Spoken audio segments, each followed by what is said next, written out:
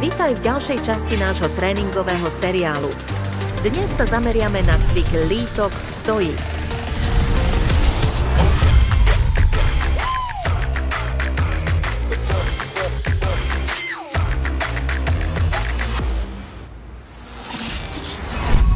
Nastav si vhodnú záťaž a postav sa podopierky tak, aby sedeli na ramenách.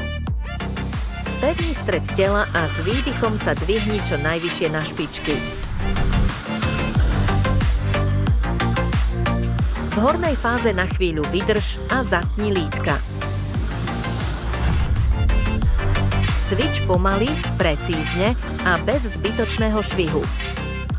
Zameraj sa na napnutie a plný rozsah pohybu. Týmto cvikom budujeme silné a tvarované lítka.